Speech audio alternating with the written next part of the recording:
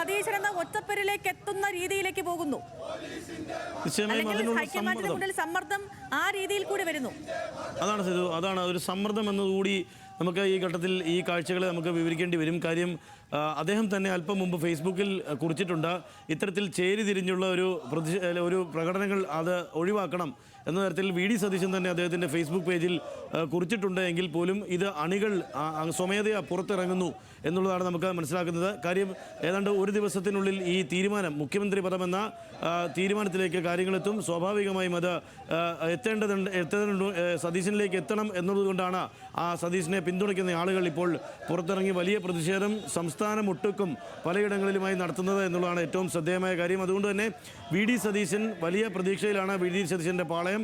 അതുകൊണ്ട് തന്നെ വി.ഡി. സതീശൻ ഈ ഘട്ടത്തിൽ അദ്ദേഹത്തിൻ്റെ സമീപനം പാലിക്കണമെന്നുള്ള ഒരു മെസ്സേജ് ആളുകൾക്ക് നൽകുന്നു.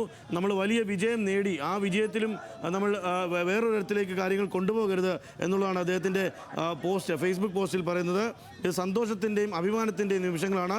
ഇത്തരമൊരു സാഹചര്യത്തിൽ പാർട്ടിക്കും മുന്നണിക്കും ബുദ്ധിമുട്ടുണ്ടാക്കുന്ന ഒന്നും നേതാക്കളുടെ പ്രവർത്തകരുടെയും ഭാഗത്തു നിന്ന് ഉണ്ടാകാൻ പാടില്ല എന്നുള്ള ഒരു ഓർമ്മപ്പെടുത്തൽ അദ്ദേഹം ഈ ഘട്ടത്തിൽ നടത്തുകയാണ്. ചേരിതിരിഞ്ഞുള്ള പ്രകടനങ്ങൾ നടത്തുന്നതും ഫ്ലെക്സുകൾ സ്ഥാപിക്കുന്നതും ഒഴിവാക്കണം എന്നുള്ളതാണ് അദ്ദേഹത്തിൻ്റെ ഫേസ്ബുക്കിൽ അദ്ദേഹം കുറിച്ചിട്ടുള്ളത്. അത്തരം നടപടികളിൽ നിന്ന് പ്രിയപ്പെട്ട കോൺഗ്രസ് UDF പ്രവർത്തകർ പിന്മാറണമെന്ന് സ്നേഹപൂർവ്വം അഭ്യർത്ഥിക്കുന്നു എന്നാണ് വി.ഡി. സതീശൻ പറയുന്നത്. നമുക്ക് ഈ പറഞ്ഞതുപോലെ തന്നെ മുൻകാലങ്ങളിൽ നമ്മളിത് CPM-ലാണ് ഇത്തരം ഒരു കാഴ്ച എന്ന് കണ്ടിരുന്നത്. VS അച്യുതാനന്ദന് സ്ഥാനാർത്ഥിത്വം നിഷേധിച്ച സാഹചര്യത്തിൽ അന്ന് തെരുവിലേക്ക് ഇറങ്ങിയ VS പക്ഷം പോലെയാണ് ഇന്ന് ഒരുപക്ഷെ ഇപ്പോൾ VD പക്ഷം തെരുവിലേക്ക് ഇറങ്ങുകയാണ്. സംസ്ഥാനത്തിൻ്റെ ഒട്ടുമിക്ക ഇടങ്ങളിലും ഇത്തരത്തിൽ അനുകൂല പ്രകടനങ്ങൾ ഈ ദിവസങ്ങളിൽ നടക്കുന്നുണ്ട്.